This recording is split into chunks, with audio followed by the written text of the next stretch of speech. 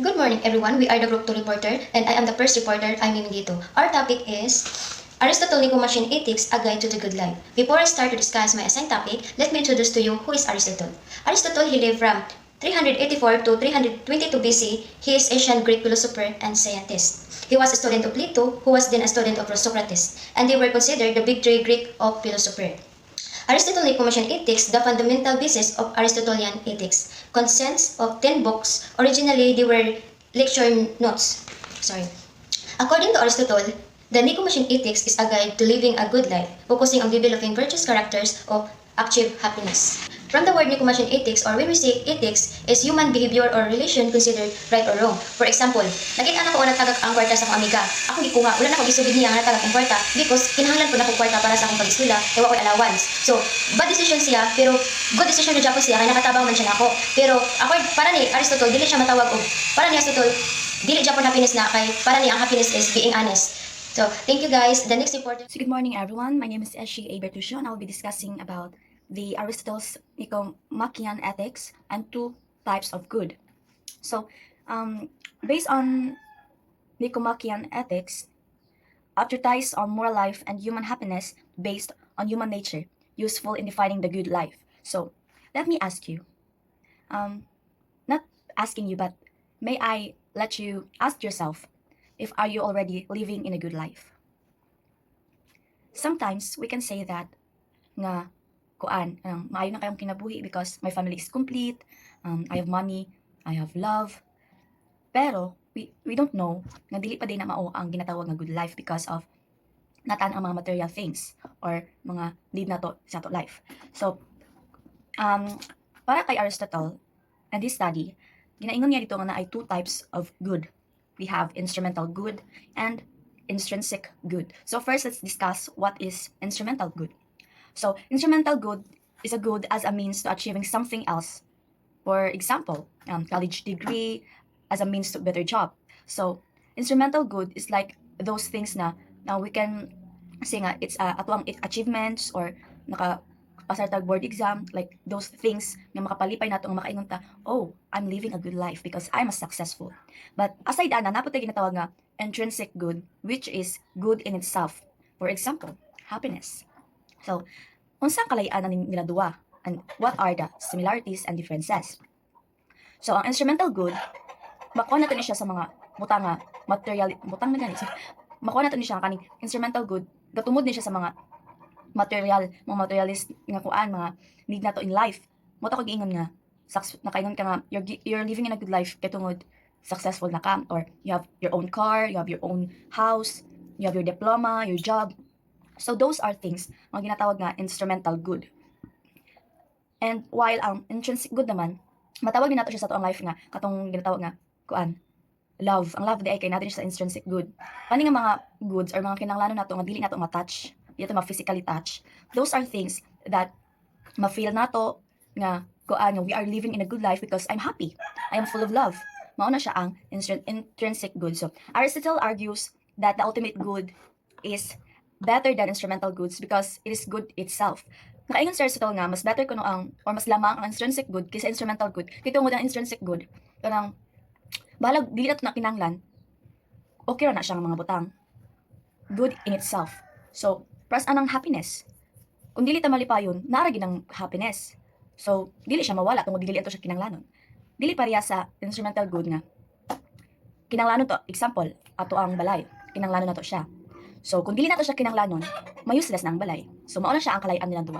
So based on Aristotle's explanation, it's better gyud nga sa tuang life dili ta makaingon nga good life na tungod nata na mga butanga. Mas importante di ay makaingon ta nga we are living in a good life tungod kay malipayon ta, we are satisfied, and also we are loved. So mao na siya guys nga in this world, living in this world, let's put it in mind nga dili sa tanang panahon nga tuang kalipay sa butang ra or sa mga material ra ang butang.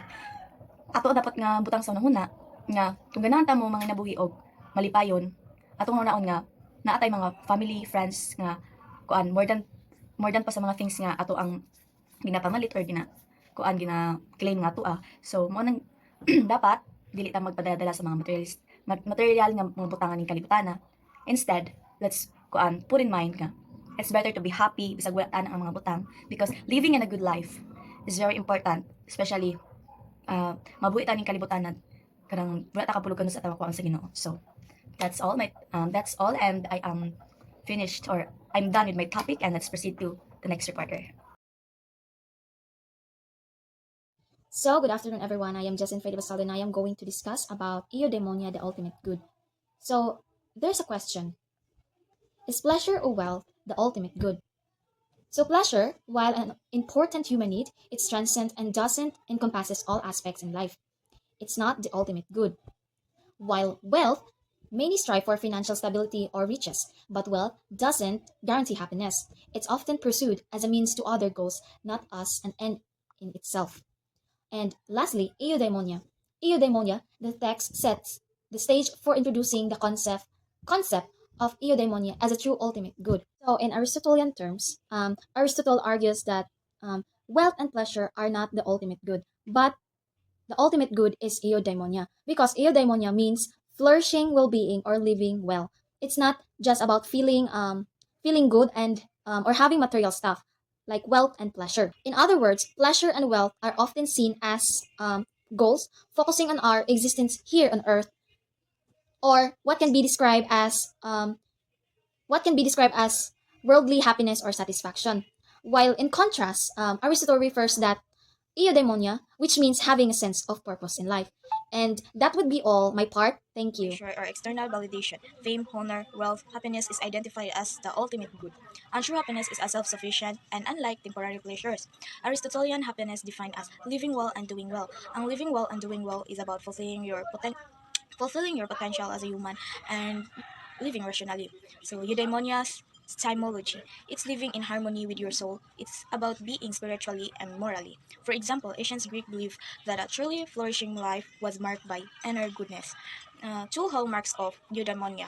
Eudaimonia is achieved through consistent moral virtue and excellence. So, for example, a flourishing person show honesty at work, kindness with family, and courage in facing challenges. The topic is about eudaimonia, a uniquely human pursuit. So eudaimonia is often called as happiness or living well because it is achieved through a rationally directed life. So Aristotle said that true happiness or eudaimonia is only for humans. It is because humans can think clearly, make good decisions, and live a thoughtful life.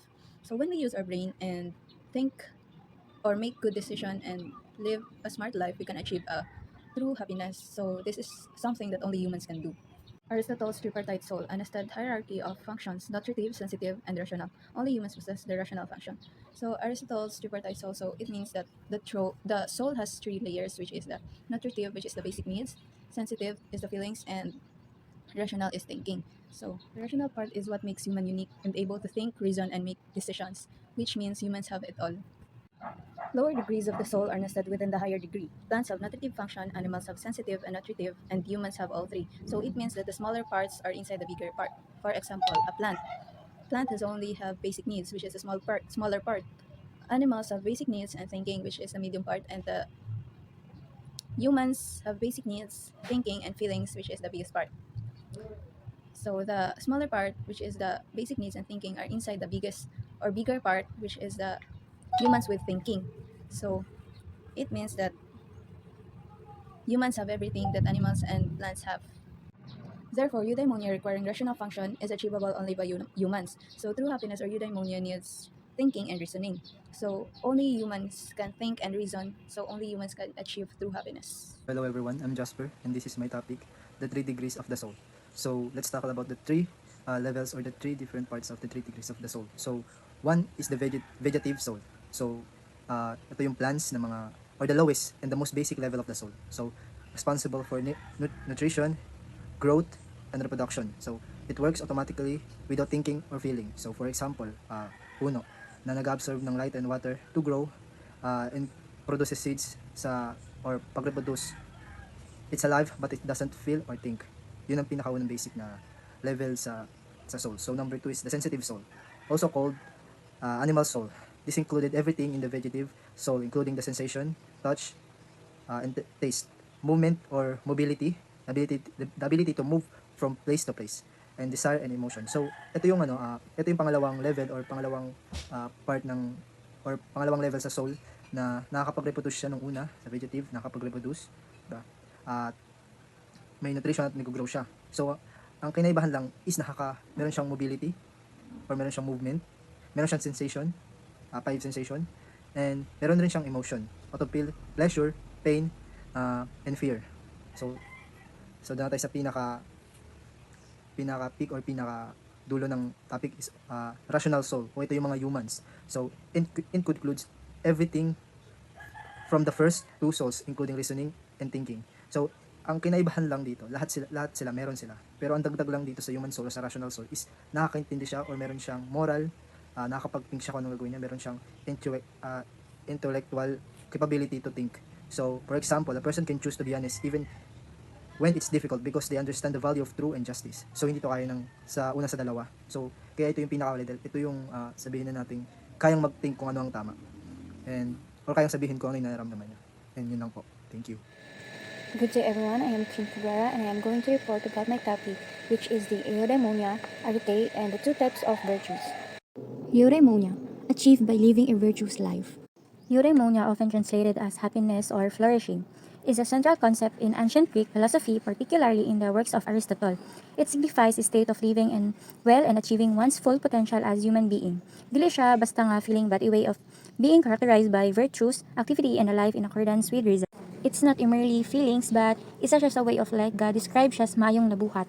In other words, it means flourishing living life of virtue. It often is used in philosophy to refer to the state of being happy, healthy, and living life with purpose. Next is arete. Excellence of any kind, moral virtue, makes one function well. Arete, often translated as excellence or virtue, is a concept closely related to eudaimonia. It refers to the quality of being excellent or virtuous in a specific activity or field. Arete is becoming the best version of yourself, growing, evolving as striving for excellence in everything you do. Next is the two type of virtue. Both intellectual and moral virtues are essential components of a well-lived life, contributing to overall well-being and flourishing. They are distinct but interconnected, working together to shape a person's character and actions. Intellectual virtue are qualities of mind that enable us to think clearly, rationally, and effectively. They are disposition to engage in intellectual activities in a way that leads to truth and understanding. Example, wisdom, understanding, knowledge, and curiosity. The second is moral virtue. Moral virtue are character traits that enable us to act ethically and morally, promoting both our own well-being and the well-being of others. They are disposition to act in accordance with principles of justice, fairness, and compassion. Example, courage, kindness, generosity, and honesty. Intellectual focuses on pursuit of truth and understanding, while moral is focusing on character and action. In conclusion, the pursuit of eudaimonia or flourishing relies on the cultivation of both intellectual and moral virtues. The development of these virtues are discussed is crucial for achieving a fulfilling and meaningful life. That's all. The golden mean in Aristotelian ethics, virtue is not merely the absence of vice but a mean between two extremes. It's not a simple arithmetic average but a mean relative to the individual circumstances and the right emotional response. Temperance, the virtue of exhibiting proper emotional response developed through repeated practice. So, example lang temperance kay kanang mostly sa Manila, traffic man dyan, mahurot ang imong oras kay traffic, dili ka diya dayon, makaabot sa imong destinasyon.